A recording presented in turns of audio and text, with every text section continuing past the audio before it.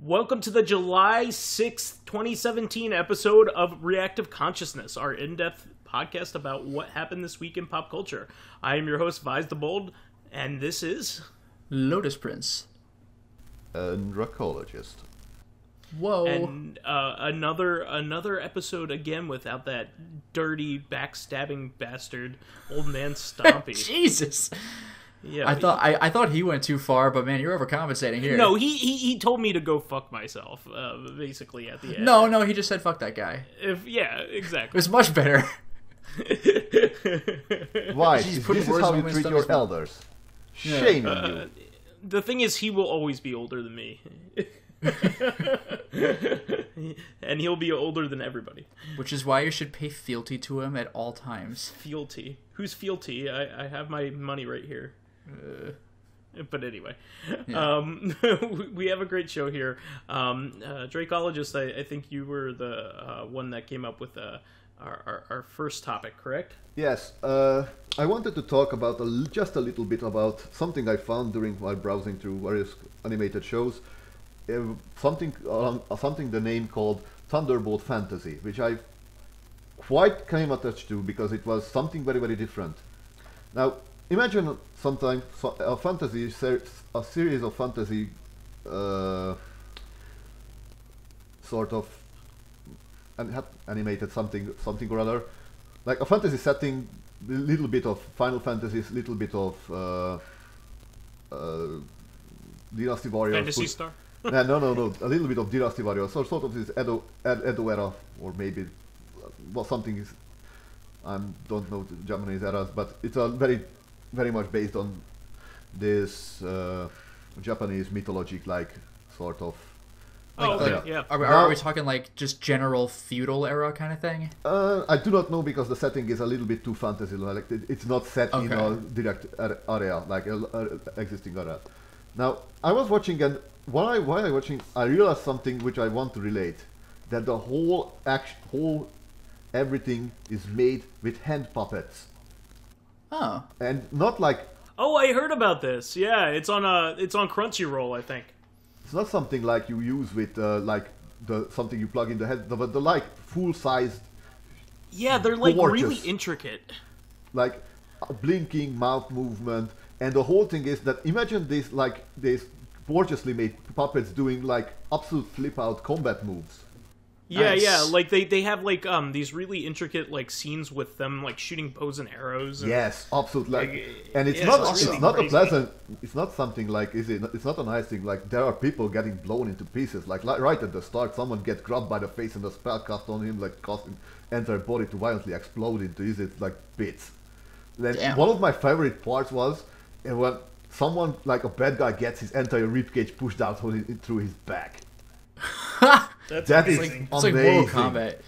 And can you imagine, like, the characters are also, like, some of the characters are very stereotypical, because, like, there's the guy who, like, no nonsense, there is the guy who is always cheeky and always has an ulterior motive, there is the upbeat guy, there is the fragile flower girl, etc., etc. Like, the whole setting is that the bad guy is looking for a piece of some sort of magic sword, and he basically chases this girl down who has the last piece he wants, and basically this wandering swordsman, we get to learn new stuff about him throughout the series, is basically get entangled in this whole mess about, like, he's basically asked to protect him by this very curious little fellow, not little, but curious fellow who is how to say it? He's like, help me out here a little bit. Like this sort of, his personality is very upbeat, but he's always seemed to be manipulative. He's very manipulative as well. Ah, Okay. So he's disingenuous. Not disingenuous. He's like Xelos from Slayers a little bit, if you remember okay. that character. Oh, wow, bringing that reference out. Yeah, Okay. yeah. Lotus was a big Slayers fan from way back. Yeah. Vice, do you know who Zelos is? No, I actually haven't seen Slayers, Oh, but okay. I know you've talked about Slayers Monster many times. sorcerer with a very infuriating attitude. Yeah, he like always has his eyes closed and he's almost always smiling. There are like Very you can count on like one hand the times he does not smile, but getting him to help you is like pulling teeth. Like every time you ask him anything, he's always like, I watched the dub, and this is like the one voice that in the dub that like nobody liked, but I didn't really mind it. But he was just like, now that is a secret. Like for anything you ask him, like Yes, he only helps you as far as it involves helping himself, like that kind of guy. yes. And this Yeah, guy is yeah. somewhat similar. He's very upbeat. He's very cheeky. He's occasionally do something, say, wishy-washy magic stuff to help out the others. But yeah, I think what you guys going to really like if you watch this, there is a character called the Screaming Phoenix Killer, and that guy is a badass to the end. He's amazing with both his action and his dialogues. That's awesome. I've been wanting to watch this show, so I'm really looking forward to actually watching it because I saw a clip of it, I think shared on Facebook or something through Crunchyroll, and I was just like, wait a second, what is this? It's like what if puppet shows weren't crappy, like the Thunderbirds, or even Team America is made to be crappy. Yes, You know like, what I mean? imagine Like, if it wasn't. Yes, like yeah, if Thunderbirds it's would actually do it, like really amazing. imagine if someone would take the Thunderbirds puppets and reenact scenes from Devil May Cry. It's so cool. I really am looking forward to watching this. I'm glad you brought it up because it reminded me that it exists. Yes, and also the whole the casting when they cast spells and like magic weapon skills, then the CGI fits very very nicely. That's always good, because with CGI, it usually, even if it looks good, it's usually like, oh, well, there's the real stuff, there's the CGI, and it gets more and more dated as the years go by. What I have to warn you about is that I think the dubbing, like the subtitles, is just a little bit wonky because the subtitles, it refers the names as Chinese, and the dubbing, okay. the Japanese dub uses Japanese names. So half the time I had to remember who is who in the series. That's fair enough. I made it through the fucking Dwang subs of Part 4 JoJo. I think I can handle this. Yeah. Dwang! That's awesome. That's awesome. I would like to look forward to other shows done in this style too, because you could probably make like a sci-fi version of it, but I think it's probably more impressive to have one that takes place in ancient times because you could have sword fighting. Yes, I would like to see. I would like to see the end of the series, and I would like, if it's possible, another one, because this was pretty impressive. Like the effort put into it, it was very very artistic, very very nice. It had great. The characters were great. The amount of emotions that could be conveyed from the simple, the fact that one of the main character is doing this anime thing, that when is like someone says something irritating or something, and he just he face palms. Yeah, like the eye roll. Never eye roll, no eye rolls because the eyes only can blink, but he face palms, and he conveys that emotions that so well with that so little body language. So it is cool when you can convey that level of communication in puppets. So yeah, please do look into it, both of you, and spread the word, because I'm very much impressed with it. Mm-hmm. Yeah, I want to watch it. I think it's free on the Crunchyroll website. If you watch it through a computer, you can do Crunchyroll for free. You need to pay to use the apps, I think. But I think you can watch Crunchyroll for free on PC, so that's cool. Yeah, I think with Crunchyroll, I think you can watch anything for free in 480p, possibly with ads. If you want to go HD, that'll cost you a little more, but you can still see the shows anyway. Yeah, absolutely. So, having said that, I did want to move on to a second topic, which I think is going to be like the main topic of our discussion this week. I was very surprised about the announcement of this. So Nintendo decided that they were going to release an SNES Classic. It's going to retail for around $80, $79.99. But the game selection is insane. Yeah, like the NES Classic selection was quite good. It was really good. But this is like, damn. This is the most surprising game selection of any collection that I've ever seen.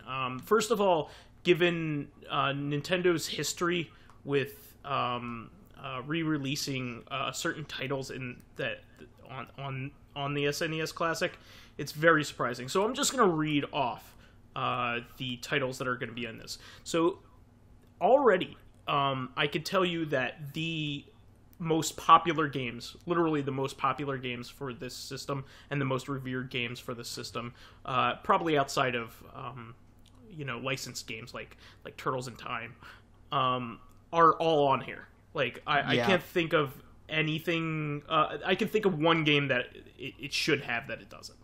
But I digress. I'll read these off. So you have Super Mario World. That's a given. Of course, should be on there. One of the best games of all time. Super Mario Kart, which is surprising because it is a special chip game. The original Super Mario Kart. Legend of Zelda: Link to the Past, which is a fantastic game. So, like, I would say in the trinity of like best Super Nintendo games that were ever made, you have Super Mario World, Legend of Zelda: Link to the Past, and Super Metroid. So those three games are like the perfect games for the system. Like there's not really much you can complain about with those games. They basically invented and solidified their genres. You know, they kind of were the entries in the series that kind of solidified what games like that would be like after that. They are like, totem pole, totem 16-bit games that defined how games were made after that. 8-bit games had a lot of,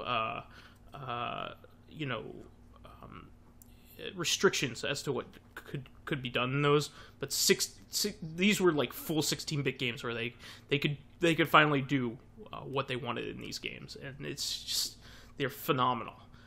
So like anybody playing these will be like in awe.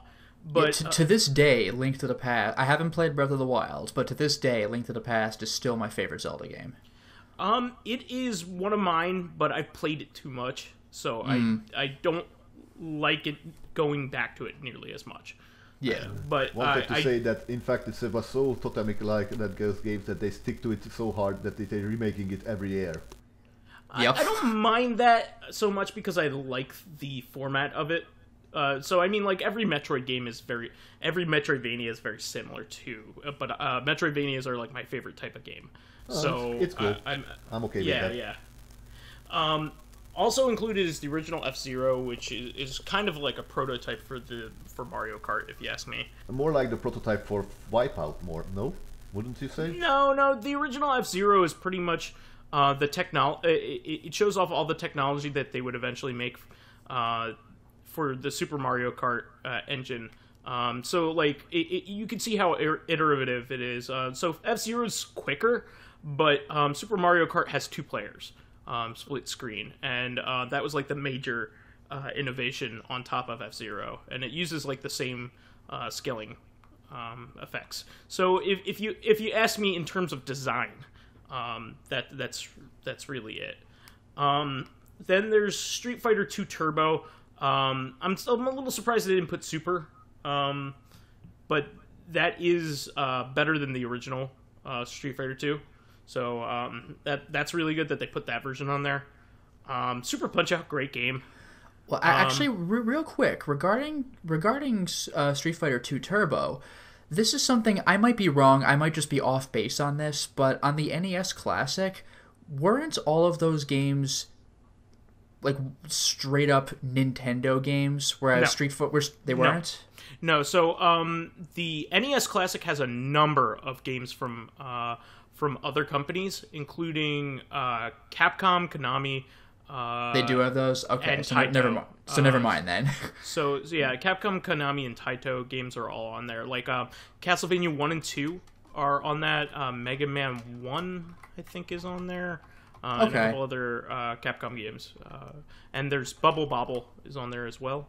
But anyway, all right, never mind then. Moving on. So you have Street Fighter 2 Turbo, which is great, great entry, and a game that I think most Street Fighter 2 fans are like from that era, that didn't, weren't hardcore fighting game fans. They would say that that's the game that they remember. They don't remember Super Street Fighter 2 nearly as much as Turbo. Because Turbo is where they added the bosses as playable characters. Yeah, Sagat and M. Bison. Well, it was Championship Edition, but then Turbo after that. And Turbo just adds the quick fighting to it. So it's great. You have Super Punch-Out, which is a great game in its own right. And then Super Castlevania 4, which is one of my favorite games of all time. That's a good choice. Fantastic game. One of the best games to show off the capabilities of the system when it first came out. It's just the rotating rooms. Game. Yeah, it's just a really good-looking game. It was very experimental. Has a fantastic soundtrack. Fantastic art in it. Really great game. This is a surprise. Donkey Kong Country's on there. So this is a surprise because Rare is not affiliated with Nintendo. It is owned by Microsoft. So that is surprising. Donkey Kong Country, though, is the second most sold game on the system. Yeah, and actually... after Super Mario World. Yeah, I was just going to say, Super Mario World came with the system. Exactly. So this is the game that most people bought after buying the system. So it is the most common game for the system as well, because, other than Mario World. It's cool that they did that. I mean, Microsoft and Nintendo kind of have some gentlemen's agreements going on, which is really nice. Like, for instance, the original Mortal Kombat or Killer Instinct games are playable on Xbox One, and those were Nintendo games. That's right, yeah. Nintendo arcade games. Yeah.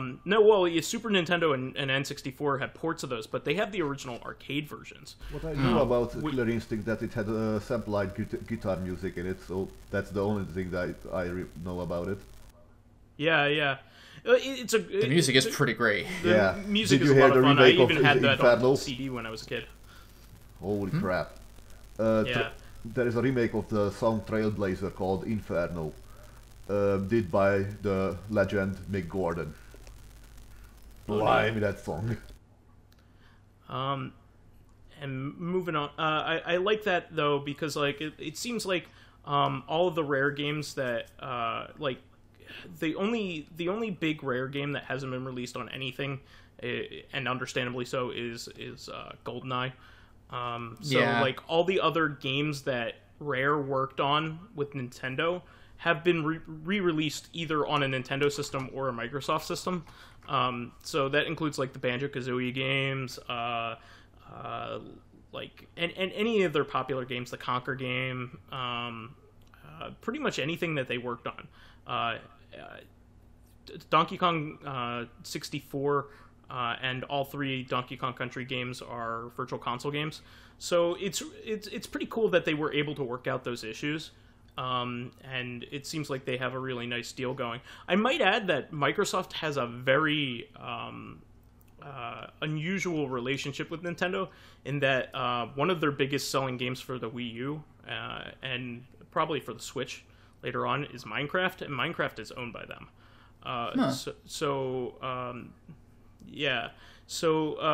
Like that's a huge selling game. So they must have some agreements with each other. You also have Mega Man X, which is another fantastic Capcom game. One of the best games for the system. And then you have an unusual choice here. and also one that I'm very surprised by. So you have Kirby Superstar, which is a special chip game that was made towards the end of the system. That and Super Mario RPG, which is also on there, which I'm also very surprised about. Yeah, that's amazing, because that was a big Nintendo Square Enix crossover. Those two games were... Or just Square, I guess, but... were made with a special chip that is pretty hard to emulate. And to this day, you still cannot use a flash cartridge to play these two games on a system. You actually need to own like a real cartridge of these to play them on a real system.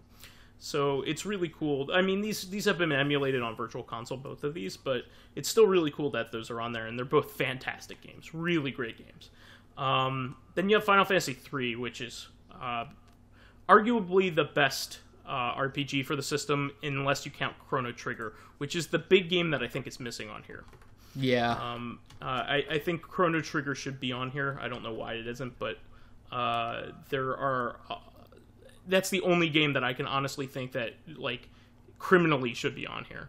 But they have Secret of Mana, which is a game that a lot of people love.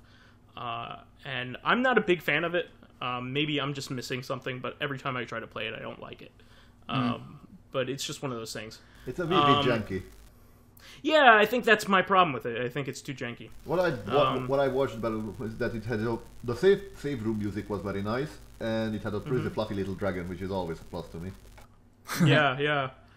I mean, it's very popular. It's very charming. It has great music, and it's a great multiplayer game. On top of that, this version will not be 3-player like the original version was, of course, but it will be 2-player at least. So that's good. Maybe they'll release an SNES Classic multi-tap. I very much doubt it. Just for the one game. Yeah.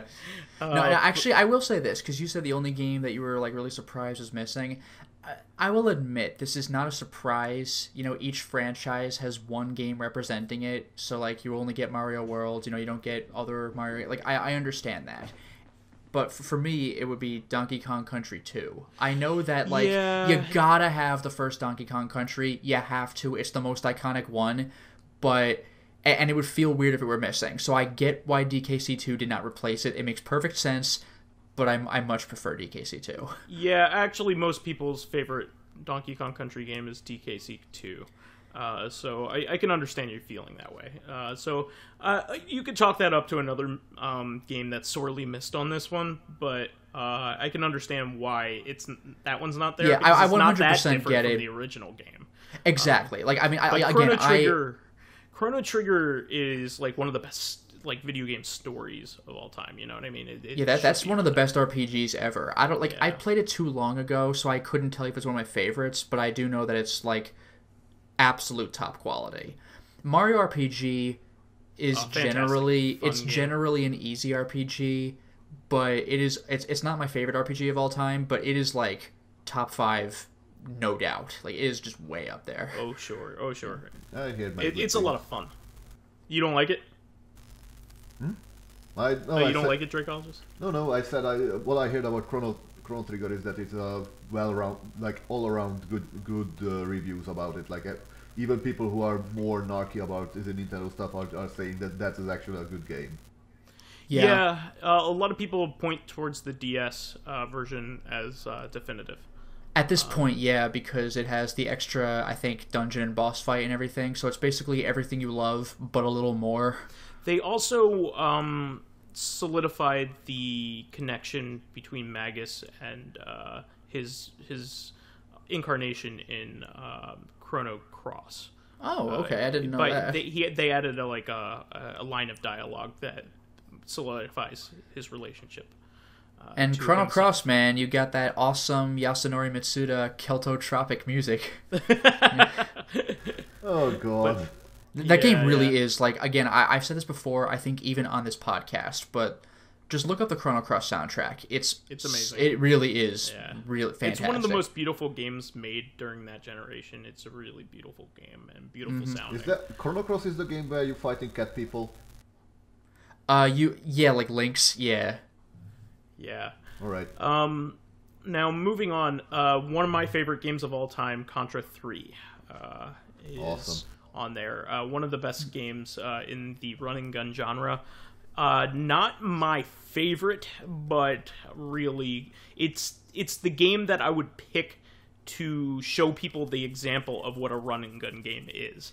I would say that it's the definitive run and gun game. It's not my favorite, but it's close. It's like number 3 on my list. I wanted to say that if you're picking the current topic of the Contra and the previous topic of game music, I want to say that the best Contra music what I personally perceive is from Neo Contra. Neo Contra has fantastic music. Neo Contra is a fantastic game that's criminally overlooked. Old school rave music going on. That is fantastic. Neo Contra was actually the last game made by the guy who helmed these Contra games. So he I forget his name, but he made Contra 3. He moved on to do Hardcore after that, which is basically the sequel. That was the Sega one, right? Yeah, that's basically like that was the original Contra 4 essentially, was the Hardcore, but they didn't call it that because it's on a system where it doesn't like really connect. You know what I mean? Yeah. But was that the game where you could have like the monkey ending? Yes.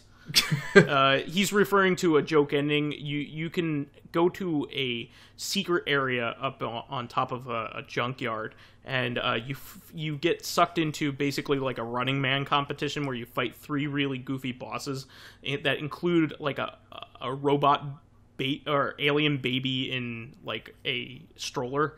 Like a giant alien baby, a really goofy, super deformed version of Simon Belmont, and something else. I forget what the other one is, but once you beat them, you get sucked into a time warp, and you become king of the monkeys. Yes, even if you are the girl character, you are married to the female. I remember watching. The YouTuber like Justin Silverman. Yeah. Like Silvermania. Silvermania. He used to have I don't think they do it anymore, but they used to have a show called Jags, like Just Another Game Show, where they would play not necessarily beat, but they would play like a bunch of a game for just one episode and they would talk about it. And one of them they were doing Contra Hardcore, and the guy was playing was really good at it, and he beats it and gets the monkey ending, and no one else knew about that ending or that it was a joke ending. Yeah. And the guy started to explain that. And like, no, fuck it. This is the definitive ending. This is the ending of Contra. The hardcore. We got it. We've seen everything. It's fine. It's really funny. But yeah, the games after that were really poor. Those were the PlayStation 1 games, Legacy of War and See the Contra Adventure. They were made by Appaloosa, who made Echo the Dolphin of all things later on, or earlier on. But then after that, the series kind of returned to form with Shattered Soldier, and kind of made its hardest game. It's like really good, but it's very demanding. And then Neo Contra is like the sequel to that. And Neo Contra is fantastic. It's basically a huge parody of the entire series. One of the bad guys is a talking dog that they just end up kicking at the end. That level is nonsense. Yeah, you're riding on the blades of a helicopter, like they're running on top of the blades of a helicopter while it's running. Like, I love stupid, like, I mean, even in the older Contras, and I think the Wii ones, you're just hanging off of a helicopter with one arm and shooting with another. Like, your upper body is just ridiculous. Yeah. Jumping from missile to missile, it's like just bullshit. But yeah, there's also, like, you know how you kind of, like, you're always on like a hover bike in a lot of the Contra games as well. Yeah. Like, well, they basically show a scene from Shattered Soldier where you're on a hover bike, but then they bust through the theater screen that it's showing while riding dinosaurs. Like they're like, no, fuck you. You're not. This is way more badass than actually, in Shattered Soldier, like there is a script, like you. Basically, the Shattered Soldier scene starts like you busting through like this not cardboard. What do you call it? Billboard. You busting through a billboard. Yeah. And as soon as that happens, you bust through that screen promoting that, like this giant monitor that's promoting that game. It's like double. So fantastic. So good. But yeah, Neo Contra is a fantastic game. It's a lot easier than Shattered Soldier, but it's criminally overlooked. Like, a lot of Contra fans at the time thought it was a big disappointment because it's done in a different style as a top-down game rather than like a side-scrolling game. But it's really good. They're wrong. They're wrong. No, but like when people look back on it, they look on it fondly. At the time, they were disappointed, but like I said, they were wrong. Yeah, it's not bad. It just didn't match their expectations. Exactly. So I'm going to move on here. They have Kirby's Dream Course, which is that's probably the worst game on here. It's an okay game, but it's not one. It's a fun party game, but yeah, it's not my kind of game at all.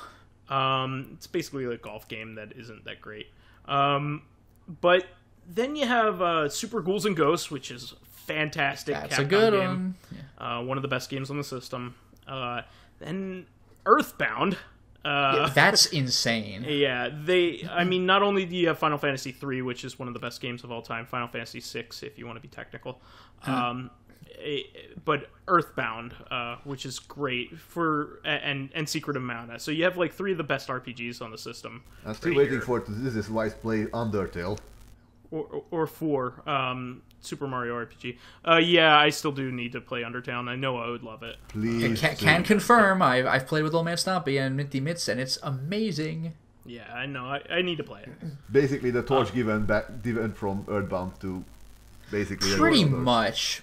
There's a lot of stuff in Undertale that's reminiscent of Earthbound. Most obviously is the graphical style. Yeah, and it's very, very emotional. Yeah, and the battle mechanics. But Earthbound is a big surprise to be on something like this because for so long they avoided republishing Earthbound for so long. And they finally put it on the Wii U and the new 3DS. And it's actually one of the best sellers for Nintendo as far as virtual console games go. So I guess it shouldn't be that much of a surprise, but I guess I'm still not used to having access to it.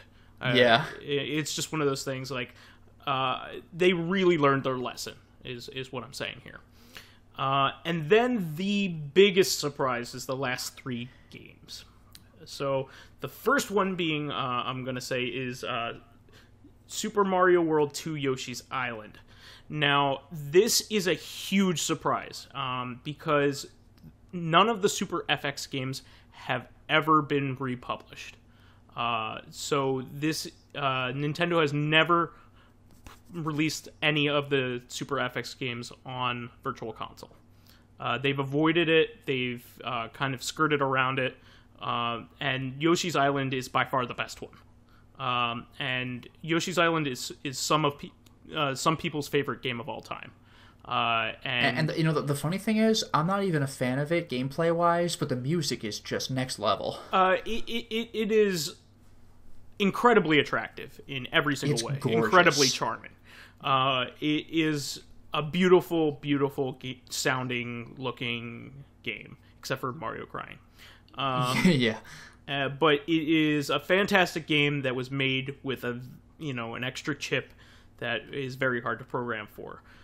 So some people are and the only version of this that's ever been re-released is the GBA version, the Game Boy Advance version, which doesn't look as good. So it's kind of a disappointment that that's the only version that people have access to. They don't have access to the real one that looks this good, you know what I mean? That has the full resolution and all that stuff. So this is giving people hope that Nintendo is learning how to program this and will hopefully be on the Switch. But for now, people do have access to it, which is fantastic. And then you have another Super FX game, Star Fox, which is a great game. It's a lot of fun. But yeah, actually, I was gonna say big surprise. Yeah, before the big surprise, I was gonna say it's kind of funny that you guys are talking about this like overly elaborate puppet show, and even Thunderbirds, which inspired Star Fox characters' animations, like that blah blah blah blah blah blah when they talk, like not the sound, Flappy but the mouths. look. Yeah, because that's what the Thunderbirds talking look like. It's like Flappy Mouth, like Muppet style. Yep. Yeah. Like Canadians in South Park. But anyway, Yeah, just like that. Yeah. but anyway, Star Fox 2 is getting released on this. Mm-hmm. So this is not unprecedented. Nintendo has released an unreleased finished game before. They have done that with Earthbound Beginnings, which is Mother 1, on the Wii U, which shocked the hell out of everybody when that happened. But nobody believed that they would release Star Fox 2, or even, like, suspected they would ever do it. Like, the only thing was, and this really irritated me at the time, is that, there are a couple of times where Nintendo has teased us with things that we can't have. Yeah. Like, what I mean is, this is, maybe I'm wrong on this, I might have the dates wrong, but I think this was before Super Mario RPG was released on the Virtual Console. When do you remember the game on the Wii, Fortune Street? It's kind of like Monopoly. Mm-hmm. Yeah. One of the tracks in that game was the Mushroom Kingdom theme from Mario RPG. Just like a redone version. It sounded gorgeous, but it's like, wait a minute, I know where that track is from. Damn it, Nintendo, give us Super Mario RPG, right? And similarly, Super Smash Bros. Melee. I think if you No, it was Brawl. Super Smash Bros. Brawl, I think if you download the ROM and hack into the data or something, they have unused tracks in the game, which did include some Super Mario RPG tracks like Lost Woods and stuff like that. Yeah. And I think the biggest slap in the face, though, I mean, it's a pain to buy a Super Nintendo and Mario RPG, but you can. One of the biggest pains I remember was, I want to say this is also Smash Bros. Brawl. If not Brawl, then it might have been WarioWare or something. But I think it was Brawl, where one of the alternate tracks for the Star Fox level was from Star Fox 2. Yep. And the only way you would ever recognize that track at all is if you illegally downloaded the game. Yeah, so it's come on, Nintendo, let us have this. And so now they actually did. Let me give the audience some context here for people that don't know.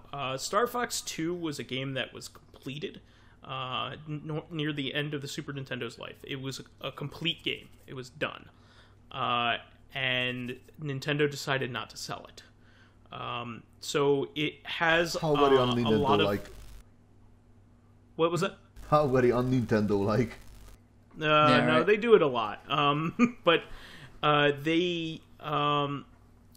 usually complete games, ones that are totally done, do get released, but they've done it with a couple times in history that we know of, right?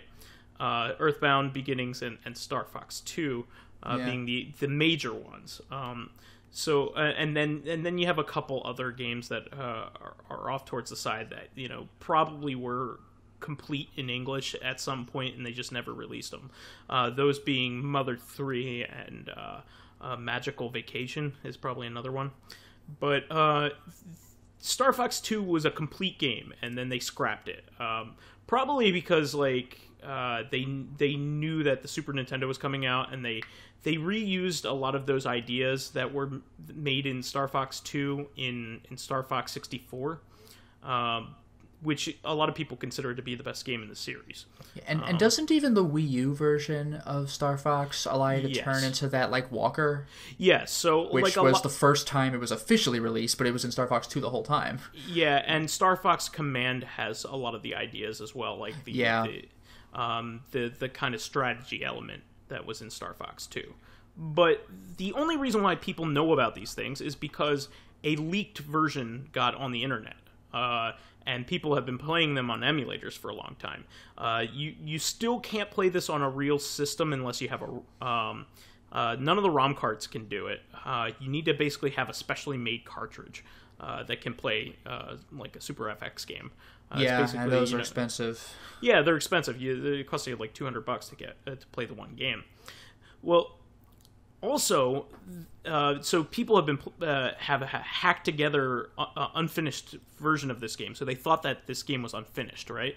And they hacked it together to make it work and took all the debug stuff out of it and translated it into English and all that stuff. And so people have been playing this one version of Star Fox 2, like big enthusiasts have been playing this one version of Star Fox 2. Well, the guy who made Star Fox and Star Fox 2, he also does the Pixel Junk games now. He said that he has a complete copy of Star Fox 2 that is like the complete finished copy that even the pirates don't have. Huh. Well, that's most likely what's going to be on this version of the Super Nintendo Mini Classic. And so it's going to be awesome because not only are we going to get to see an officially released version of Star Fox 2, but we're going to see a version of it that we've never seen. That is true. Even if you cheated, apparently you still haven't seen the whole thing. Yeah. They have a complete copy on there. There's no way that Nintendo's going to put a janky, unfinished version on there. They're going to put the finished version on there if they have it. So I'm really excited because even the enthusiasts have never seen this, like a full version of a polished version of this game. Yeah. And I cannot wait for somebody to extract it so that, we could play it on an emulator or, eventually put it on a cartridge. Or God forbid, Nintendo actually just goes ahead and puts it on the Virtual Console. Oh yeah, that would be the best thing. Like if they put it on the Switch, I would buy it in a heartbeat. Because the thing is, the NES Classic sold out immediately, and now you can't get a copy, and we're like, well, guess we can't have those games then. Guess I'm going to pirate. I buy them if I could, but I can't, so I won't, But this is a different situation altogether. This has a game on it that you can't get anywhere else. It's an exclusive game. Yes, Vice, very enthusiastic of you, but you do realize we're talking about Nintendo. They buggered up the first time. I'm fairly sure they... I know. I really want one of these SNES minis just to play that game. That's I'm willing to pay $80 just to play one game because I own all these games in their cartridge form. I don't need them again, but well, you'd better have no life and just sit there mashing the refresh key to pre-order it, because the UK copies are already sold out. They were sold out within an hour. It's crazy. But I'm looking forward to this. I mean, I'm looking forward to people cracking the hell out of this and extracting the ROM. I'm just looking forward to people hacking it and looking at it inside to see whether they had done any modern enhancements to it. Watch the inside is just an FX chip from an SNES cartridge. That'd be hilarious. They still can't emulate it. Because, well, the last time Nintendo made this little mini collection console, let's just say it wasn't too much they made. They said they didn't have enough resources. Really. Yeah. I mean, I hope they learn from that mistake, because that's what the NES Classic is known for now. There not being enough of it. Yes, this was a blunder that many of the I had friends who are very, very big Nintendo fans, and they just basically just plug their ears and yell just to not hear this, that their God and Savior has actually bellied up this one. I think in that case, Nintendo in a weird way was kind of making an advertisement for the Switch. And they kind of still are. I think that's why they're not completely invested in making tons of these. They want to have the must-have thing for Christmas, which this is for sure going to be the must-have thing for Christmas. I'm already calling it. This is going to be the just like last year. The NES Classic was the must-have thing for Christmas. This is going to be the same thing this year. It's coming out September 29th. Come on, that's Christmas time. All the three that they're going to make. Yeah. No, by the way, I did actually just think of one other thing, that this would even be something to get someone like me interested. Remember how the NES Classic was also cool because it came with digitized versions of the instruction manuals, and it even had a little gimmick for the Star Tropics manual, so you could do the code reveal thing. Yeah, they did that with the Virtual Console versions too. Well, the reason I bring that up is that the SNES Classic will very probably also have instruction manuals, because why the hell not? But what interests me is, now, obviously we don't know this, the thing's not out, but if they have an instruction manual for Star Fox 2, no one will ever have heard of that. That's going to be... Well, they made... we know nothing about that. Yeah. They made official box art for that's cool. Star Fox 2 that didn't exist before. Nice. And they also will most likely give you access to the Earthbound player's guide that came with the. But will it game come with scratch and sniff stickers, Vice? Will it come with scratch and sniff stickers? That's my question. The answer is no. Maybe 0 out of Snickers. 10. Maybe Snickers. But But yeah, but if there's a Star Fox 2 manual though, like no one has even heard of that. So that's actually that'd be amazing. Because they just finished it now. Of course, nobody heard of it. Yeah, but I mean, It's like just so that's why cool. it's cool though. It's like this is it. I'm really looking forward to this. I mean, there's just a lot of cool things. Well, I don't want to be mean, but if they blunder this up, they're going to write themselves down permanently now at this point, because I just want to say that I'm not very fond, like most people in the US very fond of Nintendo, because it was their sort of childhood friend almost. Like they Well, Lotus and I were Genesis kids. But even so, I do have to Nintendo say. was there though. it was of there. course. It was like after the Atari collapse, Nintendo was there. Nintendo was there for the kids. To me, in Europe, like in Hungary, I was a Commodore 64 kid. Born Yeah, and you know bred. what? Were you also an Amiga fan as well when that came out? Amigas came later. I think I skipped because for me it was Commodore 6410, a 286 PC. I gotcha. Amigas were left out. I read a lot of articles about Amiga games in various like gaming magazines of those times, but sadly it was kind of left out.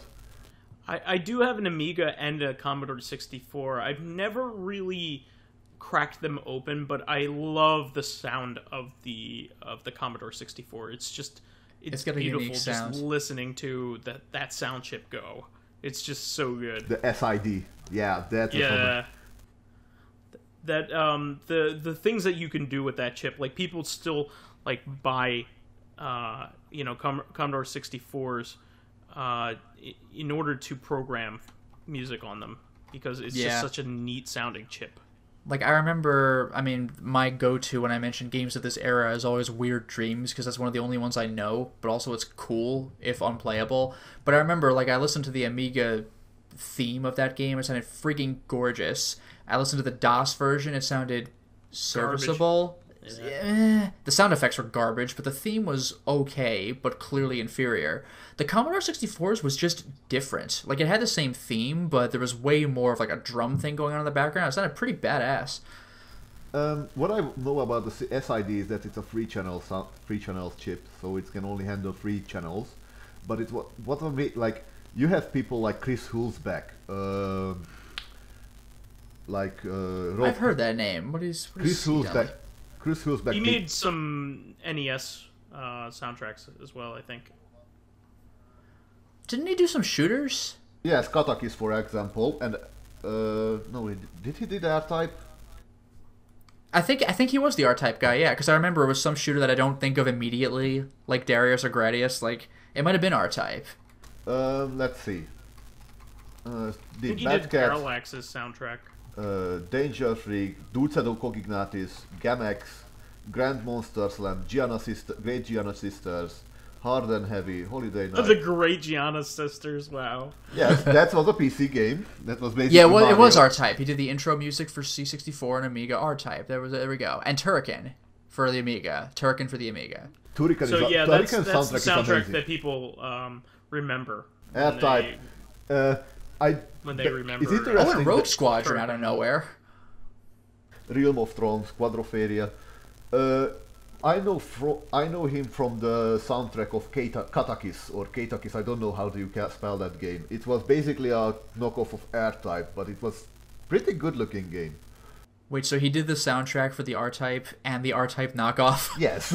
That's kind of great. That that reminds me of? That reminds me of John Rhys Davies playing, Gimli in Lord of the Rings, and then playing the Good Wizard in The Name of the King, which was the Uwe ripoff of Lord of the Rings. It just cracked me up. He also made the soundtrack of To Be on the Top, just to add this. So yeah, I say this because right now I've opened up a directory that has most of his, like, I don't know how many of this is of his soundtracks, but a lot of his game soundtracks are here with me. Nice. I have a 163 megabytes of the Commodore 64 music. And considering how small games were back then, that's an insane amount of music. Yep. Like one soundtrack is like 11 kilobytes. Oh my god, that is like an infinite amount of music then. So yeah. Wow. Well, I know there have been lots of talk about like making. I think they've made many plug and play versions of the Commodore 64, right? Mostly people use our emulators, and what's the best emulator nowadays? I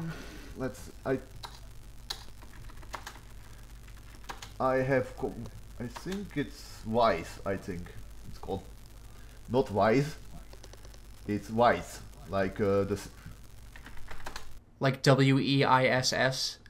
Vice. Yeah, Vice. I gotcha. Yeah. Oh, like Virtue and Vice. Yeah. Or Vyse 2. It actually had a built-in SID player. Or VyseTheBold. Not even close. Why would you even bring that up? That crazy guy. You're ruining this podcast. Joke's on you. It's already ruined.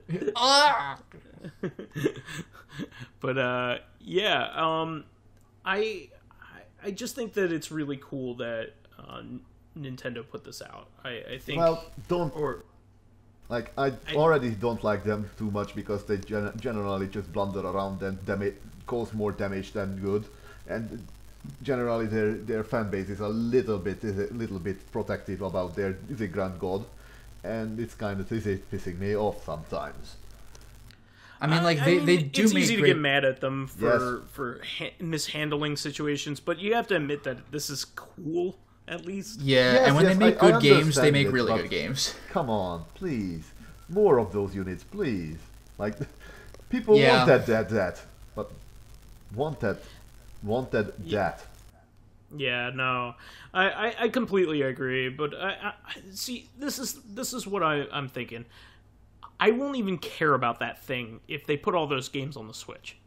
So like I really there is really no good reason for me to buy a Nintendo Classic. I understand why other people would want to buy it. I understand why a lot of casual fans would want to buy it. I would understand why my brother would want to have it. You know, somebody who wasn't totally into video games, because it's a nostalgia piece, right? They don't have you know, a modded AV Famicom like I do with a ROM cartridge. You know, they don't have an AVS like Lotus does. You know, nor do they even understand what those things are. But you know, I'm more upset for the people that want this thing and it would be something that they could enjoy and have in their home. But I do hope that they, like, I would hope they wouldn't be so boneheaded as to never release these games in any other format. You know, like those Super FX games, those 3 Super FX games are something that people have been, like, begging them for years, since the Wii, to, you know, for over 10 years now, what is it? How many years has it been since the Wii came out? That came out, what, in 2007? So 10 years. That sounds right, yeah. Yeah. So, 2007, it came out. I was a junior in college at the time. So, yeah. It, like, they've been holding these back for 10 years, and all of a sudden they show that they can release these. Not only that, but they can release ones that didn't exist in a public form. and I hopefully they'll get their crap together with the Virtual Console on the Switch. They don't even have any NES games on there yet. The closest thing that we have to a Virtual Console on the Switch right now is all the Neo Geo arcade releases that are coming out, which are fantastic. Yeah, bizarre choice, but at least they're cool.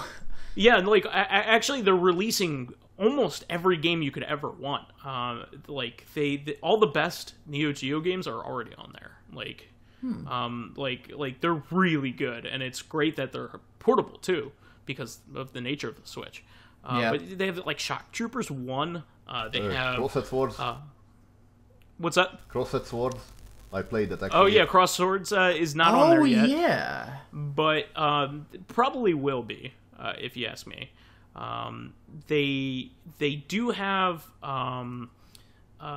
Mark of Wolves on there. That just came on there a little while ago, which is great. Did they have did they do Samurai Showdown?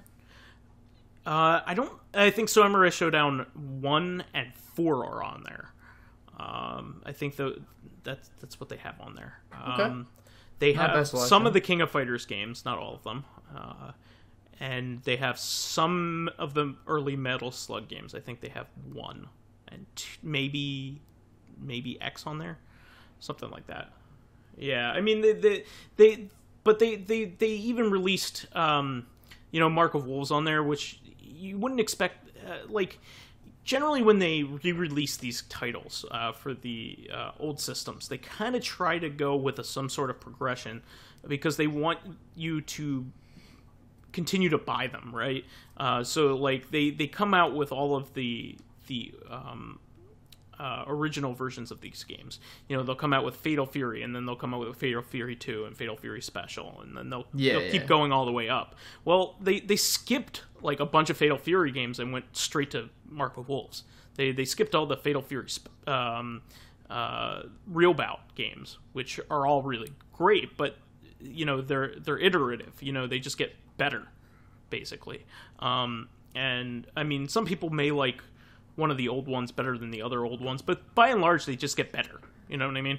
And the absolute pinnacle of even fighting games, you can even say, is Mark of Wolves. So like, why would you want to even buy any other fighting game after that? You know what I mean? Like, you have it. This is like one of the perfect games of all time, and they released it as one of the early titles. And I'm glad that they did that because usually, if their initiatives fail or they don't sell as many as they hope, they leave out these titles. They leave out the best ones, the ones that could have sold a lot. And or it just takes forever to get to them. Some of the last Virtual Console games that were released were some of the best games on the Neo Geo. Just to reiterate, I mean, Sengoku 3 and I remember those. Yeah. And Nam 1975 were two of my favorite games on the Neo Geo, and they weren't released on the Wii Virtual Console until everybody else had moved on from the Wii. It's so weird. They were like the last Virtual Console games basically to be released for the original Wii. It's just kind of funny.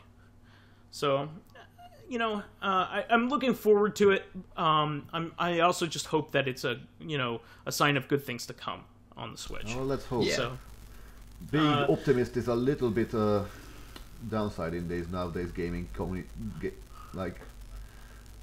gaming in general. Like, hey, this is going to come out, and it turns out to be not so good. It turns out to be No Man's Sky. Well, I'm Vyse the optimist, and that was the show for this week. So please remember to subscribe to the Corrective Consciousness YouTube and SoundCloud pages. While there, please give us thumbs up, likes, and 5-star ratings on iTunes. Helps keep helps keep us promoting the show and keeping the show going and spreading awareness of it.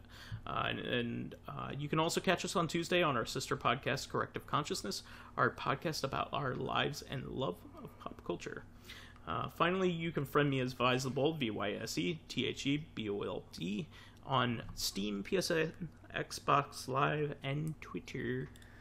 And you can follow me on my YouTube channel, Lotus Prince, and hit me up on Twitter at Lotus Prince, all one word. And if you are interested in seeing some of my videos early, getting in on exclusive streams, and even potentially selecting future Let's Plays for me, then maybe stop by my Patreon at patreon.com/LotusPrince. Again, all one word. He only accepts bitcoins and money And Neo Shekels. From Kingdom Hearts. M-U-N-N. Yeah, M-U-N-N-Y, yeah, over my dead body.